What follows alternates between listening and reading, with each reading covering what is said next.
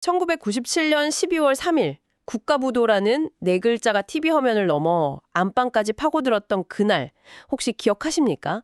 저희 어머니도 그때 결혼 반지를 내놓으셨던 기억이 나요. 어린 마음에 저걸 왜 내야 하나 생각했는데 지금 돌이켜보면 그게 얼마나 절박한 상황이었는지 좀 느껴지죠. 우리 현대사의 가장 큰 트라우마, IMF 사태입니다. 시간이 흘러서 이제 우리는 선진국이 되었고 다시는 그런 악몽이 없을 거라고 믿었잖아요. 그런데 최근에 좀 심상치 않은 경고음이 들려옵니다. 치솟는 환율과 이자, 바닥을 기는 성장률, 전문가들 사이에서 제2의 IMF 가능성이 조심스럽게 거론되고 있죠. 맞습니다.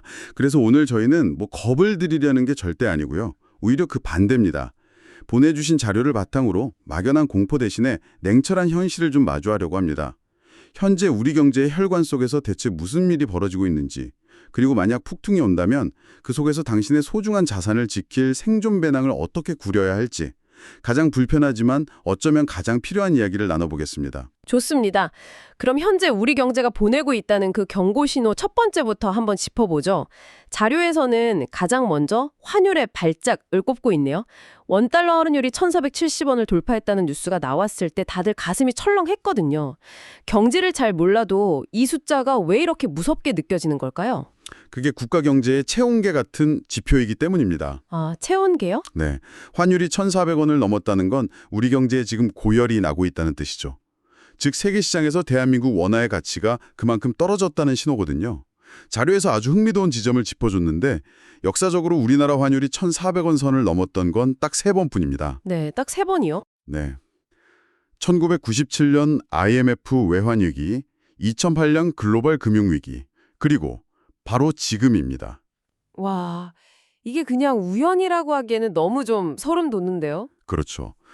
이른바 킹달러 현상 때문인데 쉽게 말해서 전 세계 투자자들이 지금은 다른 나라 못 믿겠다.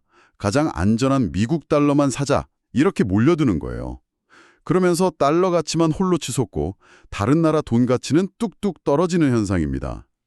아, 그런데 그중에서도 우리 원화가 유독 더 심하게 얻어맞고 있는 거고요. 외국인 투자자들 눈에 한국 시장이 언제든 돈을 빼갈 수 있는 현금 인출기로 보이기 시작했다는 아주 위험한 신호일 수 있습니다. 환율이 오른다는 게 단순히 해외여행 갈 때 돈 더 내야 한다 이런 수준의 문제가 전혀 아니군요. 이게 당장 우리 밥상 물가에는 어떻게 영향을 미칩니까? 직격탄이죠. 바로요. 네. 우리나라는 에너지의 93%, 식량의 70%를 수입에 의존하잖아요. 그렇죠. 달러로 사와야 할 것들이 대부분이라는 뜻입니다.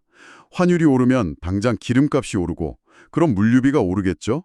자연스럽게 공장에서 만드는 모든 물건값이 오르고 밥상에 오르는 수입 식자재 가격도 뜁니다. 전기, 가스 요금도 마찬가지고요. 와, 전부 다 오르네요. 네, 모든 게 도미노처럼 오르는 겁니다. 2022년 스리랑카가 국가 부도를 맞았을 때 외화가 바닥나니까 주유소랑 마트가 텅 비고 나라 전체가 멈췄어요. 아, 남의 나라 이야기 같지만 우리도 코로나 초기에 마스크 대란, 요소수 대란 겪어봤잖아요. 맞아요, 맞아요. 공급망 붕괴의 공포를 이미 맛본 셈이죠. 알겠습니다. 그럼 두 번째 경고 신호로 넘어가 보죠. 바로 가계부채라는 시한폭탄. 이 부분이 1997년하고 지금이 다른 가장 결정적인 지점이라고 하더군요. 그때는 기업부채가 문제였다면 지금은 평범한 우리, 바로 가계가 문제의 핵심이라는 거죠. 정확합니다. GDP 대비 가계부채 비율이 100%를 훌쩍 넘어서 세계 최고 수준입니다. 세계 최고 수준이요? 네. 빚의 총액이 약 1,900조 원. 이건 우리나라가 1년 내내 생산한 모든 부가가치를 다 모아도 가계빚을 다 못 갚는다는 의미입니다. 정말 충격적이네요. 아니, 단순히 빚이 많다는 걸 넘어서 기업은 정부가 어떻게든 공적 자금을 투입해서 살릴 수라도 있지만 국민 개개인이 무너지면 이건 정말 답이 없는 것 아닙니까? 바로 그 점이 핵심입니다. 이건 위기의 성격 자체가 다른 거예요. 최근 몇 년간 금리가 오르면서 영끌, 비투의 청구서다 날아오기 시작했거든요. 네. 사람들이 이자 갚느라 허리띠를 졸라매면 소비가 줄고 그럼 자영업자들이 무너집니다. 자영업자들이 힘들어지면 직원을 줄이거나 폐업하게 되고 실업자가 늘어나면 다시 빚을 못 갚는 사람들이 늘어나는. 악순환이네요. 네, 죽음의 소용돌이가 시작될 수 있는 거죠. 자료의 비유가 아주 적절했는데 1997년이 갑자기 찾아온 급성심근 경색이었다면 지금의 위기는 온몸이 서서히 망가지는 만성 복합 장기부전과 같다는 겁니다. 듣기만 해도 끔찍하네요. 이런 가계부채 문제로 위기를 겪었던 해외 사례가 있다면 좀 더 와닿을 것 같아요. 2001년 아르헨티나의 국가부도 사례가 대표적입니다. 페소화 가치가 폭락하니까 달러로 빚을 냈던 중산층과 기업들이 줄줄이 파산했고 중산층의 절반이 하루아침에 빈곤층으로 추락했어요. 절반이나요? 네. 그리고 2010년 그리스는 공무원을 대량 해고하고 연금을 삭감하는 혹독한 긴축 정책을 폈는데 그 여파로 의료 시스템까지 붕괴됐습니다. 당뇨병 환자가 인슐린을 구하지 못해서 생명이 위험해지는 일까지 벌어졌죠. 경제 위기가 평범한 사람들의 일상을 어떻게 파괴하는지 보여주는 뼈아픈 교훈입니다. 세 번째 신호는 건설업계에서 들려오는 파열음입니다. 몇 년 전 레고랜드 사태로 시장이 한번 크게 휘청였던 기억이 나는데 그게 바로 이 PF 부실 문제 때문이었죠. PF라는 말이 자주 들리는데 이게 정확히 어떤 개념인가요? PF, 그러니까 프로젝트 파이낸싱은요, 건설사가 앞으로 아파트를 지어서 분양하면 돈을 벌 테니 그걸 담보로 미리 돈을 빌려주세요 라고 하는 금융기법입니다. 아, 미래의 수익을 담보로 그렇죠. 그런데 아파트가 안 팔리면 어떻게 될까요? 돈을 못 갚겠죠. 맞습니다. 돈을 갚을 수가 없게 되죠. 건설사가 무너지면 돈을 빌려준 저축은행이나 증권사 같은 제2금융권이 연쇄적으로 위험해집니다. 레고랜드 사태가 무서웠던 건 지방자치단체가 보증한 채권마저 부도 처리되면서 이제는 아무도 믿을 수 없다는 공포가 시장 전체에 퍼졌기 때문입니다. 아, 단순히 건설사 몇 개가 힘든 문제가 아니라 금융 시스템 전체의 신뢰 문제로 번질 수 있는 거군요. 그렇습니다. 이 구조는 2008년 전 세계를 공황에 빠뜨렸던 미국 서브프라임 모기지 사태와 상당히 닮아 있습니다. 서브프라임 모기지요. 네, 서브프라임이란 신용도가 낮은 사람들을 뜻하는데 이들에게 무분별하게 주택담보대출을 내줬다가 연체가 속출하자 관련 파생상품에 투자했던 거제투자은행 리먼브라더스가 파산하면서 글로벌 금융위기가 터졌죠. 아, 시작은 작은 균열이었지만 댐 전체를 무너뜨린 겁니다. PF 부실이 바로 우리 금융 시스템의 댐을 무너뜨릴 뇌관이 될 수 있다는 걸 기억해야 합니다. 자, 마지막 네 번째 경고 신호입니다. 우리 경제의 근간이었던 수출 엔진이 고장나고 있다는 점. 그리고 인구 절벽이라는 구조적인 문제. 한때 메이드 인 코리아는 정말 품질의 상징이었는데 말이죠. 맞습니다. 반도체와 자동차라는 우리의 주력 산업이 흔들리는 가운데 최대 수출 시장이었던 중국이 이제는 우리의 가장 무서운 경쟁자가 됐습니다. 경쟁자요? 네. 특히 배터리나 전기차 같은 미래 산업 분야에서 기술 격차는 빠르게 좁혀지고 가격 경쟁력에서는 우리가 밀리고 있죠. 달러를 벌어와야 할 곳간에서 오히려 달러가 새어나가고 있는 그런 구조적 문제입니다. 여기에 인구 절벽이라는 정말 장기적이고 근본적인 문제가 더해지는 거고요. 결정타라고 할 수 있죠. 합계 출산율 0.7명. 자료에 따르면 전쟁 중인 국가보다도 낮은 수치라고 합니다. 와, 일할 사람은 줄고 부양해야 할 노인 인구는 급증합니다. 잠재 성장률이 0%대로 수렴하고 있다는 뜻이죠. 외국인 투자자들이 한국 시장을 떠나는 이유가 단순히 단기적인 환율 문제 때문만이 아닙니다. 10년, 20년 뒤 한국에는 물건을 소비해줄 젊은 사람이 없을 것이라는 그런 냉정한 계산이 깔려 있는 겁니다. 환율, 가계부채, 부동산 PF, 그리고 수출과 인구 문제까지. 이렇게 각각의 위험 신호들이 어떻게 시스템 전체를 무너뜨리는 위기로 번질 수 있는 걸까요? 자료에서는 그 핵심을 돈이 아니라 신뢰의 붕괴라고 설명하더군요. 네, 그게 핵심입니다. 현대 금융 시스템은 사실 아주 아슬아슬한 믿음 위에 서 있거든요. 믿음이요? 바로 모든 사람이 동시에 돈을 찾으러 오지는 않을 것이라는 믿음이죠. 은행은 우리가 맡긴 예금의 일부만 지급준비금으로 남겨두고 나머지는 전부 대출을 해줍니다. 덕분에 1,000만 원이 시스템 안에서 1억 원, 2억 원으로 불어나는 신용창조가 가능한 거고요. 하지만 내 돈이 안전할까라는 의심이 퍼지는 순간 그 믿음이 깨지는 거군요. 그렇습니다. 사람들이 불안감에 은행으로 달려가서 돈을 인출하기 시작하는 현상, 바로 뱅크런이 발생합니다. 은행은 실제로 그 모든 돈을 가지고 있지 않기 때문에 결국 문을 닫게 되죠.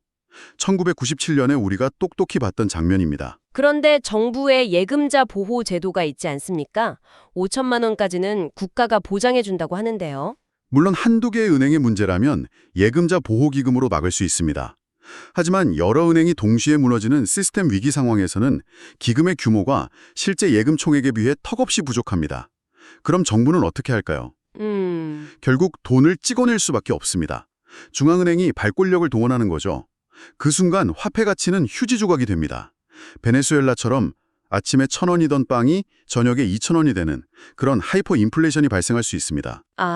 국가가 무너지는 건 빚이 많아서가 아니라 그 빚을 더 이상 아무도 믿어주지 않기 때문입니다. 결국 신뢰라는 보이지 않는 자산이 무너지는 순간 모든 게 멈춘다는 말씀이시군요. 듣기만 해도 아찔한데요. 이쯤 되면 듣고 계신 분들은 그래서 나보고 어쩌라는 거냐 이런 생각이 드실 겁니다. 이 거친 파도 속에서 우리 스스로를 지킬 방법, 이제 그 이야기를 본격적으로 해보죠. 네, 지금부터가 정말 중요합니다. 위기를 아는 것에서 그치지 않고 행동으로 옮겨야 합니다. 좋습니다. 자료에서 제시한 생존 매뉴얼의 첫 번째 행동 수칙은 현금 흐름 확보입니다. 지금은 공격적인 투자를 할 때가 아니라 철저히 방어에 집중할 때라는 거겠죠? 맞습니다. 고금리 시대에는 현금이 왕입니다. 대출이자는 높은데 투자로 그 이상의 수익을 내기는 어렵기 때문이죠. 최소 6개월치 생활비는 언제든 꺼내 쓸 수 있는 비상금으로 확보해두는 게 좋습니다. 6개월치요? 네. 그리고 그중 일부는 전산망 마비 같은 최악의 상황에 대비해서 실물 현금, 즉 지폐로 보관하는 지혜도 필요합니다. 스마트폰 뱅킹이 멈추는 순간 지갑 속 10,000원짜리 한 장이 우리 가족의 저녁 식사를 책임질 수 있습니다. 두 번째는 빚 다이어트입니다. 자료에서 빚을 갚는 것은 확정 수익률 7%짜리 적금과 같다는 표현을 썼는데 이거 아주 와닿는 비유였습니다. 정확한 비유죠. 지금 같은 불확실한 시기에 7% 수익을 내는 투자를 찾기란 하늘의 별 따기거든요. 하지만 내가 내고 있는 7%짜리 대출이자를 먼저 갚는 건 원금 손실 위험 없이 7% 수익을 확정 짓는 것과 똑같은 효과죠. 그렇네요. 불확실한 투자를 고민하기 전에 확실한 지출부터 막는 게 현명한 순서입니다.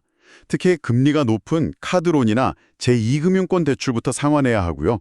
요즘에 네이버나 카카오페이 버튼 앱에서 대출 갈아타기 서비스도 잘 되어 있으니 더 낮은 금리로 갈아탈 수 있는지 적극적으로 알아보는 게 좋습니다. 비교 조회만으로는 신용 점수가 떨어지지 않으니까 걱정 마시고요. 빚을 줄이는 게 방어의 첫걸음이라면 다음은 우리 자산 포트폴리오 자체를 튼튼하게 만드는 거겠죠?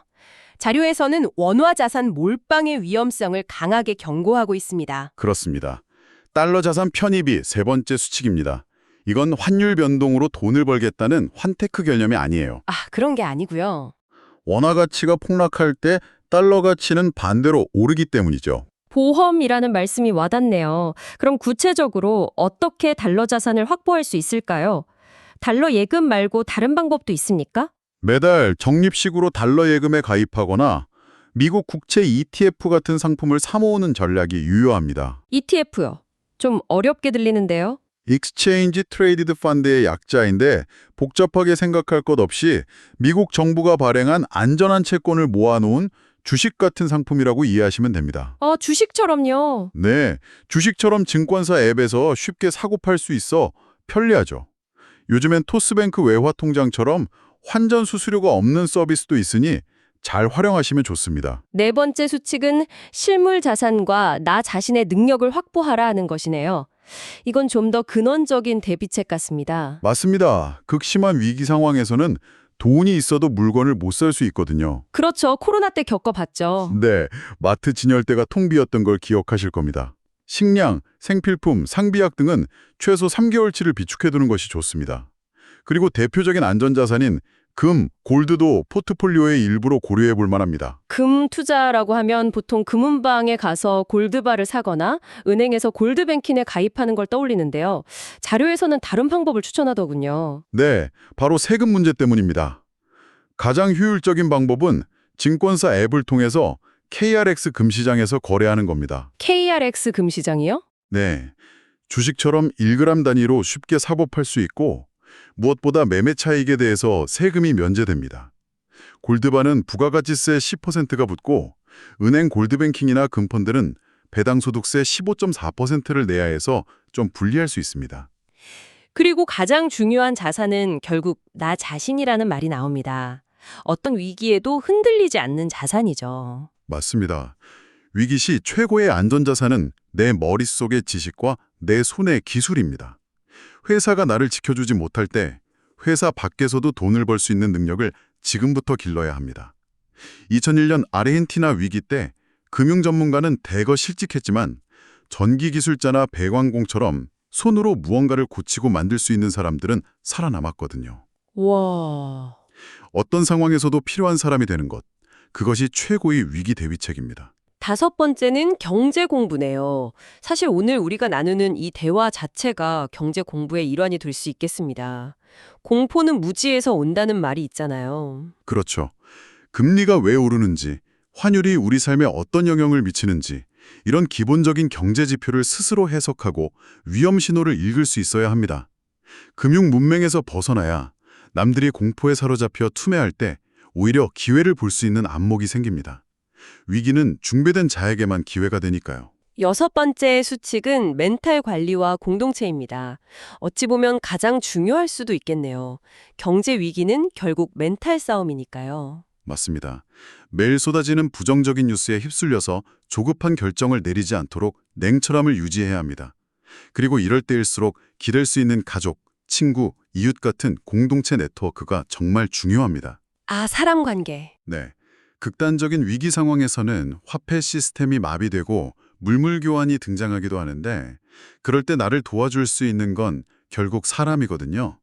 내 주변 사람들과의 관계를 돈독히 다져넣는 것이 최고의 사회적 안전망이 될 수 있습니다. 자, 이제 마지막 7번째입니다. 조금은 희망적인 이야기인데요. 위기는 기회다. 위기는 부를 파괴하는 것이 아니라 주인을 바꿀 뿐이라는 말이 있죠. 네, 역사가 증명하는 사실입니다. 2008년 글로벌 금융위기 때 아마존 주식은 94%나 폭락했습니다. 94%요? 네, 모두가 공포에 떨며 주식을 내던질 때 그 가치를 알아보고 용기를 낸 사람들은 이후 엄청난 부를 잃었습니다. 석유왕 존 록펠러는 거리에 피가 낭자할 때가 바로 매수할 타이밍이다 라는 유명한 말을 남겼죠. 무서운 말이네요. 그렇죠. 지금처럼 모든 변수가 요동칠 때가 바로 추격과 역전이 일어나는 시기입니다. 빚진 사람에게서 저축한 사람에게로, 투기한 사람에게서 진짜 가치를 아는 사람에게로 부가 이동하게 됩니다. 1997년 우리는 금모으기 운동으로 그 추운 겨울을 함께 이겨냈습니다. 위기에 강한 DNA는 어쩌면 그 고통을 통해 우리 몸에 새겨진 결과물일지도 모르겠습니다. 역사는 똑같이 반복되지는 않지만 그 온율은 반복된다는 말이 떠오르네요. 오늘 이야기한 모든 것들이 반드시 일어난다는 보장은 없습니다. 오히려 일어나지 않기를 바라죠. 하지만 집에 불이 날 확률이 낮다고 해서 화재 보험에 들지 않는 사람은 없잖아요. 그렇죠. 오늘 우리가 나눈 이야기들이 바로 당신의 가정을 위한 경제적 화재 보험이라고 생각하시면 좋겠습니다. 빚을 줄이고 자산을 다양화하고 나 자신의 능력을 키우는 것은 어떤 경제 상황이 오더라도 당신에게 반드시 도움이 될 겁니다. 오늘 밤 가계부를 펴고 가족과 함께 마주 앉아서 솔직한 대화를 나눠보는 건 어떨까요? 우리 집 경제는 지금 안전한가? 만약 내년이 올해보다 더 추워진다면 우리는 무엇을 줄이고 무엇을 지켜야 할까? 그 작은 대화가 당신의 가정을 지키는 가장 튼튼한 방파제가 되어줄 수 있습니다. 국가가 무너질 때 가장 먼저 사라지는 것은 선택권입니다. 하지만 지금 이 순간 당신에게는 아직 선택권이 있습니다. 이 이야기를 듣고도 아무것도 하지 않을 수도 있고 오늘부터라도 작은 준비를 시작할 수도 있습니다. 깨어있는 자에게만 새벽이 찾아옵니다. 당신의 선택이 당신의 미래를 결정합니다. 오늘 나눈 이야기가 여러분에게 생각할 거리를 주었다면 긍정적인 피드백을 남겨주세요. 더 듣고 싶은 주제가 있다면 여러분의 의견을 알려주세요. 여러분의 피드백은 다음 이야기를 준비하는 데 큰 도움이 될 겁니다. 다음 이야기들을 놓치지 않으려면 구독과 알림을 설정하세요. 여러분의 선택 하나하나가 여러분의 삶을 만들 겁니다.